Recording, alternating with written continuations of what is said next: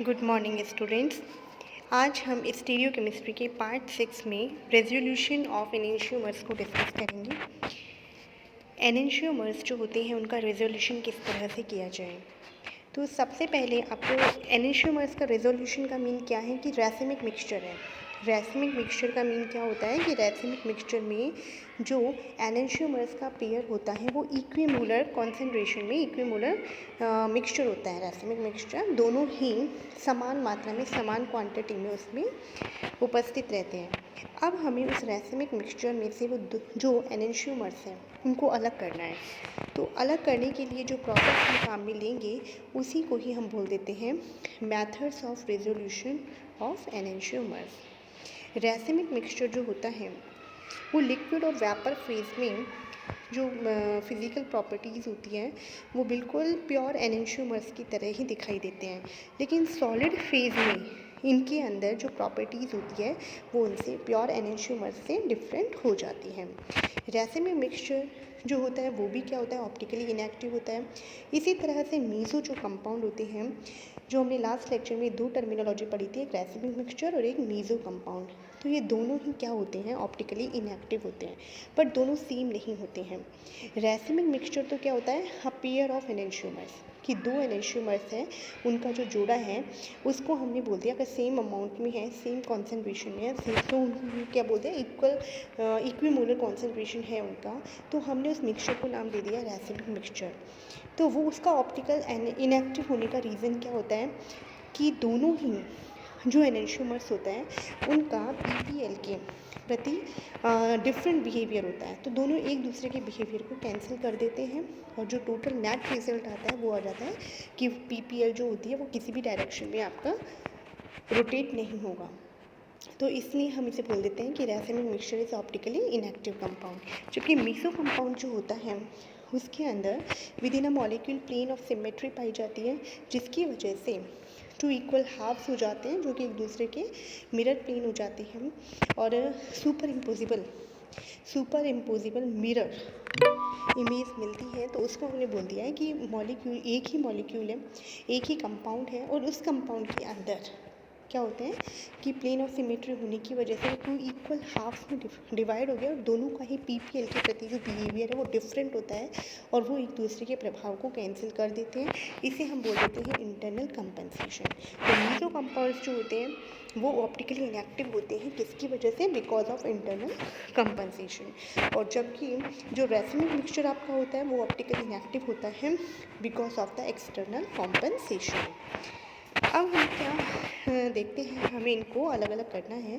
तो आपको एक बात और पता होनी चाहिए कि जब भी हम किसी ऑप्टिकली एक्टिव कंपाउंड की सिंथेसिस करते हैं तो उसमें आपको ये ध्यान रखना है कि अगर हमने एक इरेल रिएक्शन कंडीशंस यूज़ की है, यानी एक इरेल रिएजेंट्स अगर हमने यूज़ किया है तो उस कंडीशन में हमें कोई एनेंशियोमर नहीं मिलेगा, बल्कि हमें पेयर ऑफ एनेंशियोमर, जैसे कि हमने रैसिमिक मिक्सचर बोला है, वो हमें प्राप्त होगा।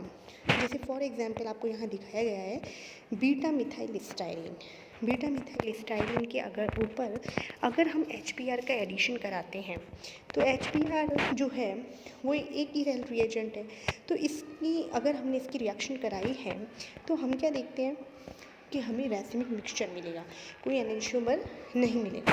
तो यहाँ पे 50% एस एनेंशियोमर प्राप्त हुआ है और 50% आर एनेंशियोमर मिला है, क्योंकि ये दोनों ही क्या है, दोनों एनेंशियोमर किसमें है, इक्विमोलर कॉन्सेंट्रेशन में है। तो ये इक्विमोलर मिक्सचर जो है वो अब रैसिमिक मिक्सचर कहलाएगा। Therefore to obtain the pure enantiomers we must have to separate the racemic mixture into corresponding pure enantiomers। अब अगर हमें एनेंशियोमर चाहिए तो हमें इसी रैसिमिक मिक्सचर को सेपरेट करना होगा। Thus, the separation process of a racemic mixture into its pure individual enantiomeric constituent is called resolution of racemic mixture, या फिर आप रिजोल्यूशन ऑफ रैसिमेट्स भी बोल सकते हैं इसे। अब जो एनेंशियोमर्स होते हैं उनके अंदर क्या प्रॉपर्टीज़ होती हैं कि उनकी सेम आइडेंटिकल फिजिकल प्रॉपर्टीज़ होती हैं। जो दोनों एनेंशियोमर्स होंगे उनकी फ़िज़िकल प्रॉपर्टीज़ आइडेंटिकल होती हैं। तो फिज़िकल प्रॉपर्टीज़ अगर आइडेंटिकल हैं तो इसका मीन ये हो गया कि हम उन दोनों एनेंशियोमर्स को फ़िज़िकल टेक्निक से तो हम उन्हें अलग अलग सेपरेट नहीं कर सकते हैं। फ़िज़िकल टेक्निक कैसे होती है, जैसे कि क्रिस्टलाइजेशन हो गया, डायरेक्ट क्रिस्टलाइजेशन, डिस्टिलेशन हो गया, बेसिक क्रोमेटोग्राफी हो गई, इनके थ्रू हम उन्हें अलग नहीं कर सकते हैं। तो क्या हो गया, यहाँ पे 4 जनरल मेथड्स दी गई हैं for the resolution of racemic mixture. First आता है मैकेनिकल सेपरेशन, जो कि क्या है, क्रिस्टलाइजेशन मेथड ही है। दूसरा है डाइस्टीरियोआइसोमर फॉर्मेशन मेथड है। तीसरा है क्रोमेटोग्राफिक मेथड है, क्रोमेटोग्राफिक मेथड है। एंड फोर्थ है आपका बायोकेमिकल, जिसे हमने एंजाइमेटिक मेथड भी बोला है। तो हम यहाँ पे एक एक मेथड को पढ़ते हैं। तो सबसे पहले हम यहाँ पढ़ते हैं मैकेनिकल सेपरेशन या फिर क्रिस्टलाइजेशन मेथड। अब हमें आपको ये तो पता है कि डायरेक्ट क्रिस्टलाइजेशन जो होगा उससे इसे किस तरह से अचीव करोगे आप। Separation of enantiomer from racemic mixture can be achieved by direct crystallization of optical active components. Crystallization method जो है वो 1848 में लुईस पास्चर ने इन्वेंटेड की थी। अब इन्होंने क्या किया था, ये अपना वर्क कर रहे थे उस टाइम पे। तो उस टाइम पे इन्होंने क्या देखा कि जो टार्ट्रिक एसिड होता है, टार्ट्रिक एसिड का रैसिमिक मिक्सचर था, उससे इन्होंने इसका एनेंशियोमर को अलग किया था। The stereoisomers of tartaric acid were crystallized separately from solution and separated since the crystals were having different symmetry and shape। तो फिर उन्होंने क्या देखा कि जो इन्हें क्रिस्टल मिले थे टार्ट्रिक एसिड के, उनके अंदर क्या थे, डिफरेंट शेप थी और उनकी डिफरेंट ही सिमेट्री थी, जिससे कि क्या पता लग गया कि जो टार्ट्रिक एसिड है वो 2 एनेंशियोमर्स फॉर्म में है और इसके हमें एनेंशियोमर्स भी क्रिस्टलाइजेशन मेथड से अलग अलग प्राप्त हो गए थे।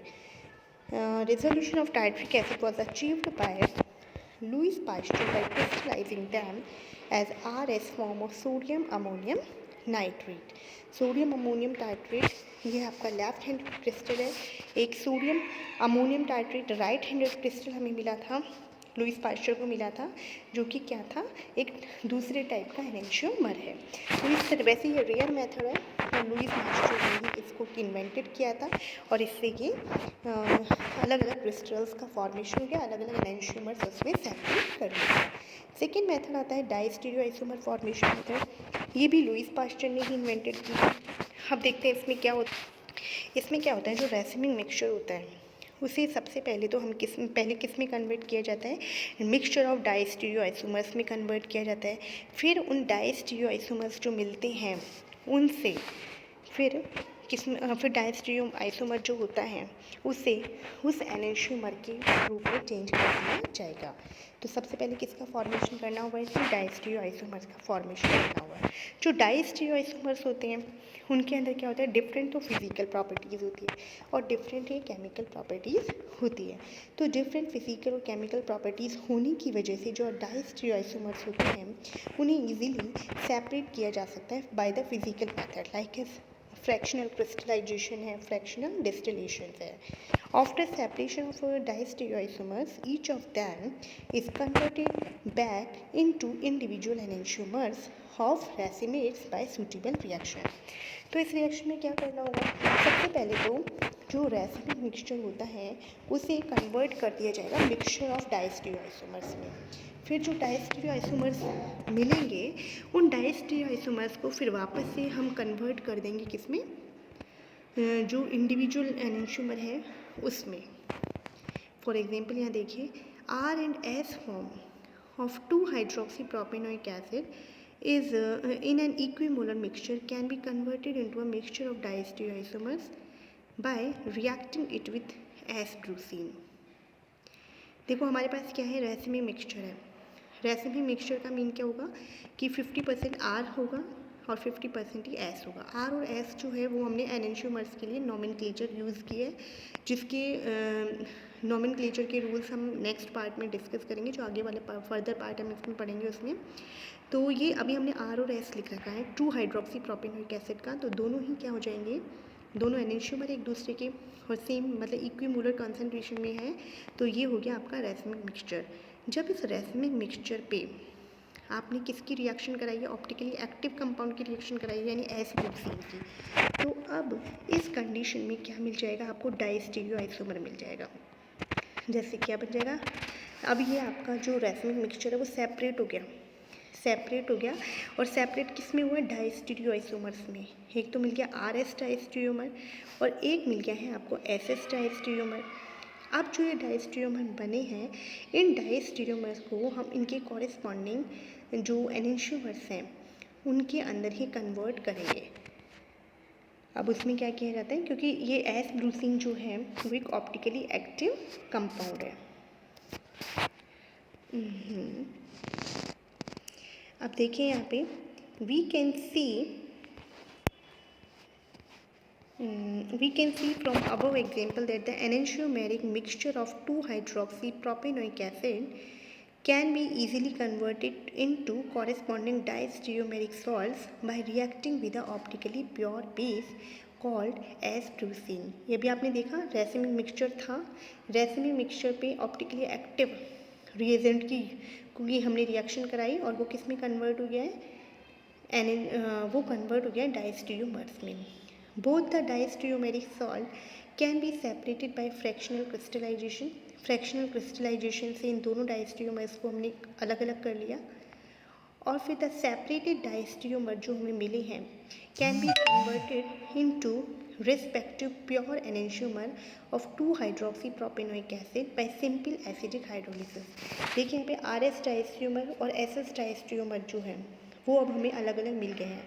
अब हमने क्या किया, इनकी एसिडिक हाइड्रोलिसिस कराई, तो हाइड्रोलिसिस कराने पे क्या हो गया, जो S-ब्रूसीन बेस है वो आपका अलग हो गया और आपका एसिड अलग हो गया है, यानी कि 2-हाइड्रोक्सीप्रोपेनोइक एसिड R फॉर्म वाला जो है आपको मिल गया है एक एनेंशियोमर।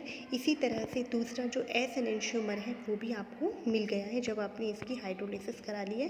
तो इस तरह से बच्चों आपने दो मेथड्स यहाँ पे देखे हैं। तो ये डाइस्टीरियोमेरिक मेथड जो है वो बहुत मोस्ट कॉमन है और काफ़ी यूज़ में लिया जाता है। तो आज हमने ये 2 मेथड्स पढ़े हैं रिजोल्यूशन ऑफ रेसिमेट्स की। नेक्स्ट पार्ट में हम आगे की जो 2 मेथड्स हैं उनके बारे में स्टडी करेंगे। तब तक थैंक्स।